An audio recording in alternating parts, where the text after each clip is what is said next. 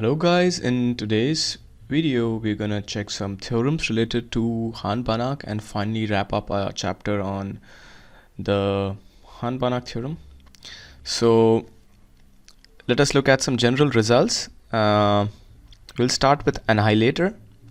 So let X be a norm space and let S be a subset of X. Okay, so X is a norm space, S is a subset of X. So the annihilator of S is the subset of X star. So this is X. I make another space, the space of all bounded linear functionals on X, which is denoted by X star. Now they are saying that the annihilator of S, there is S, which is a subset of S, is the subset S naught. And it is defined as, if you see these two dots unequal to, it means defined as all those t belonging to X star such that t of X is equals to 0. So this is the definition of annihilator of S. It is the subset of X star. So here is X star and there is the annihilator. So any element in my annihilator would put all the elements in S. It would map all the elements in S to 0. So that's the property of the annihilator, that whatever elements you have in this space, the annihilator would put them all to 0. Now, one result that we prove with respect to this annihilator is this proposition.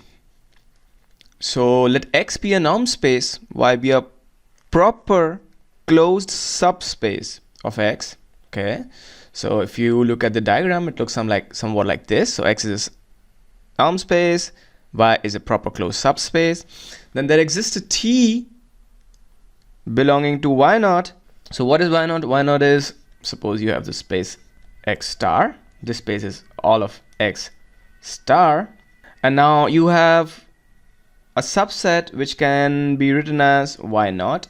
Now, in this subset are all those bounded linear functionals which put every element in Y to 0, which implies that let T be an element of Y naught. So T of X is equals to 0 for every value of X belonging to capital Y. So this is the definition of annihilator.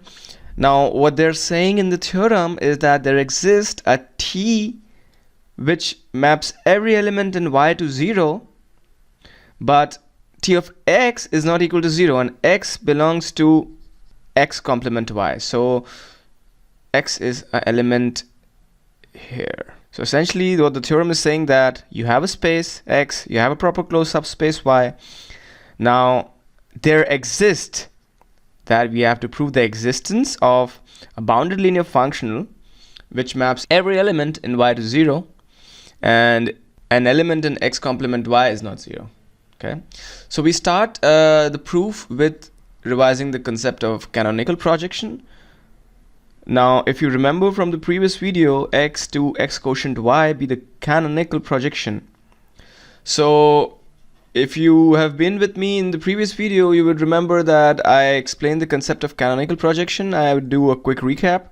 So essentially, it's a mapping from space to the quotient space, which means it's a mapping from X to the coset of X. Okay, so X quotient Y is my quotient space. So now the property of this canonical projection is that pi of Y is equals to Y plus capital Y, which is equals to the 0 element in my quotient space XY. Now I know it is very fishy what it might look like, but it's very simple, to be honest. So again, have a look here. So the canonical projection from my space X to space X quotient Y. So essentially the idea is, if I take any X belong to my capital X, so pi of X would give me X plus Y if X belongs to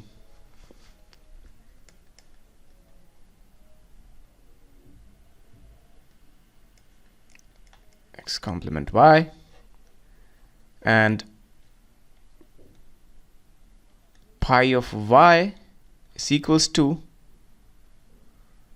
y plus y, which is equals to y if y belongs to capital Y. So I have seen in the previous video that y is the null element or zero element in my space x quotient y. So I see that the projector, the canonical projection, maps this x to a non-zero quantity in my space x quotient y, but it maps an element in y to the zero element, which is capital Y, in my space x quotient y. So you can think of this as a subspace of my space x quotient y, and this is y. Okay, so any element which belongs to my subset capital Y in my space capital X is mapped to the zero element in this space, and in this space the zero element is capital Y, which we have discussed this concept before, and anything which is not in Y is mapped to something which is non-zero. So that's all that he's saying here. So if we look that pi of y is equal to the zero element in my space x quotient y for all y belong to capital Y, and pi of x is equals to x plus y, which is a non-zero quantity, of course. Now, once we have till here, I would invoke the power of this theorem again. So, which theorem? Let x be a norm space and x naught be any element, any non-zero element in my norm space. Now, there exists a bounded linear functional t in x star with the property that the norm of t is equals to 1 and t of x naught is equals to the norm of x naught. So we essentially make use of this theorem. So what did it say? It say, okay, in any norm space x, you give me any element x. Now there exists a functional such that its norm is 1 and it maps this element, that t of x naught is equals to norm of x naught. Now once I make use of this, I can see very well that in my theorem I can say that there exists a bounded linear functional in the dual space of x complement y such that the norm is 1 and that f of x plus y is equals to norm of x plus y, which is equivalent to that I have seen in theorem before, f of x naught is equals to the norm of x naught. So I just invoked that theorem.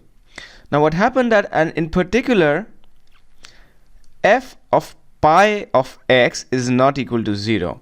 So now let me write it like this. So f and pi of x. So pi of x give me something in x complement y, in x quotient y. So x quotient y has an element which looks like this. So f of pi of x is not equal to 0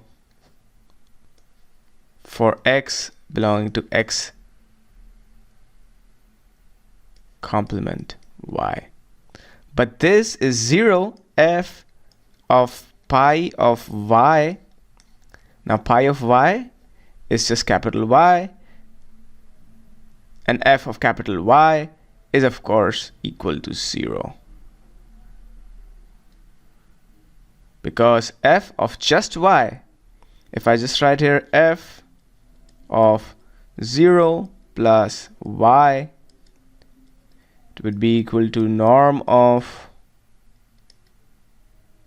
y, and this is of course the 0 element in my space x quotient y. Now I know all this looks a bit messy, but let's look at what happened once again. So we started with the norm space capital X, And we say that, okay, Y is a proper closed subspace of my space X. Now I have an element which is not belonging in capital Y.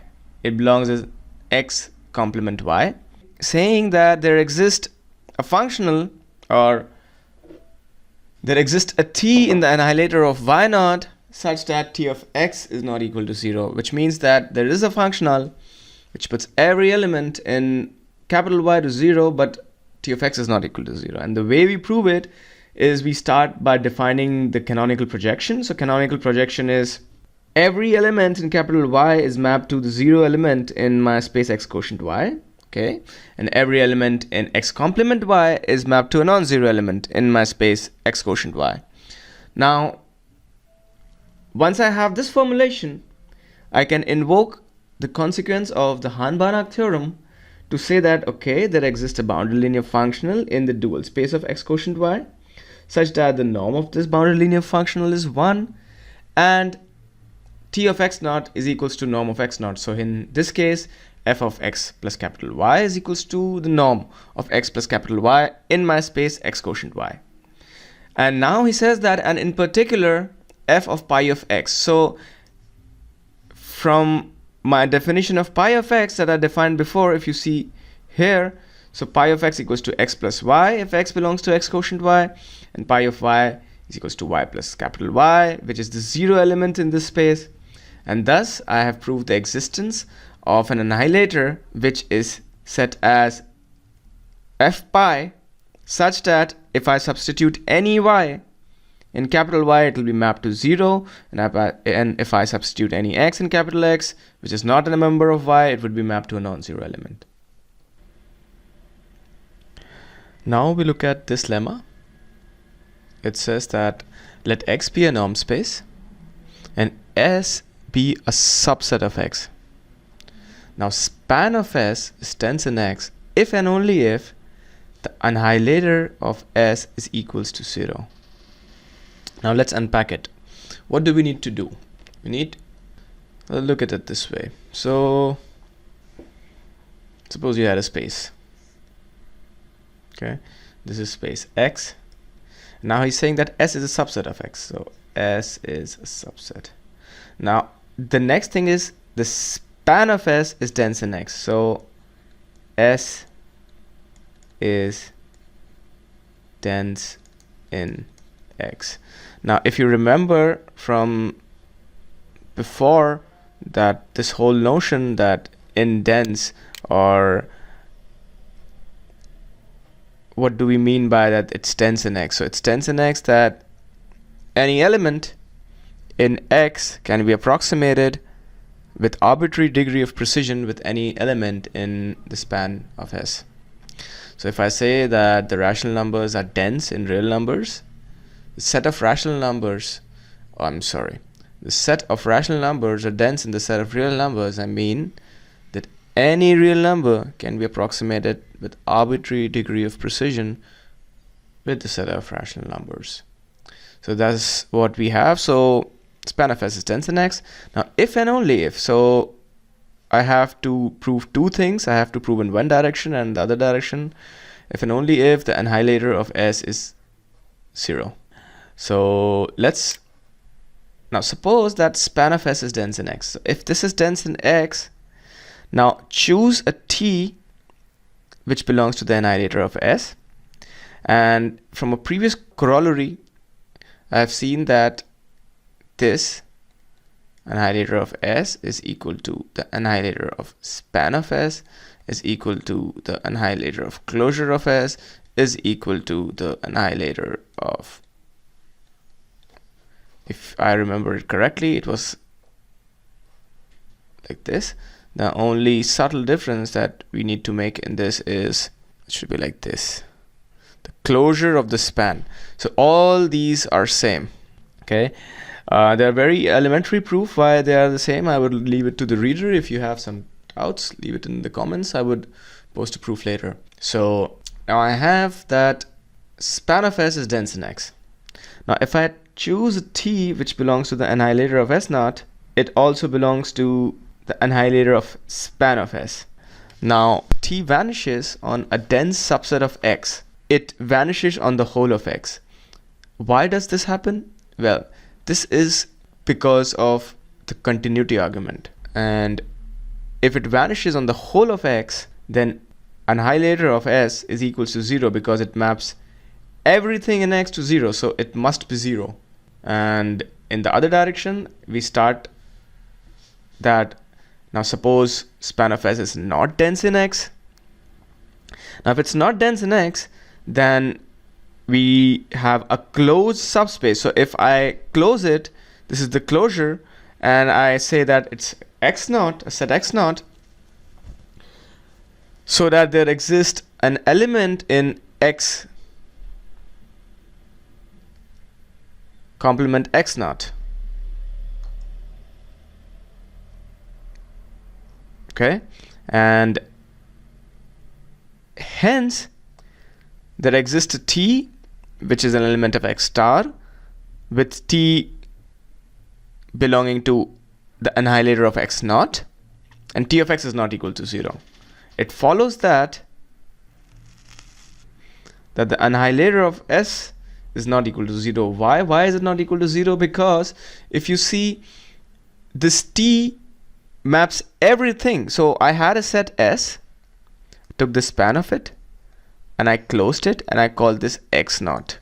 Now a X, or let's say a Y belonging to x0, when I apply T of Y, it is 0. But if I have a X which belongs to X complement x0, then T of X would not be equal to 0. This is the theorem that we did in the proof before, so I think it should be easy enough to understand. Now let's summarize what happened. So I have to show that X is a norm space and S is a subset of X. Now span of S is dense in X if and only if the annihilator of S is the 0 element. So in the first step, I start by assuming that, okay, let's say that the span of S is dense in X, and I come to the conclusion that when I have the span of S dense in X, then the annihilator of S is equals to the 0 element. Now in the next part, I say, okay, suppose span S is not dense in X, then I close span of S and I say that this set is x0. Now x0 is a closed subspace, and let X be a norm space, Y be a proper closed subspace of X. Then there exists T belonging to y0, or the annihilator of Y, with T of X not equal to 0. So I invoke this proposition to prove that the annihilator is not equal to 0. So that's how we have the proof of this lemma.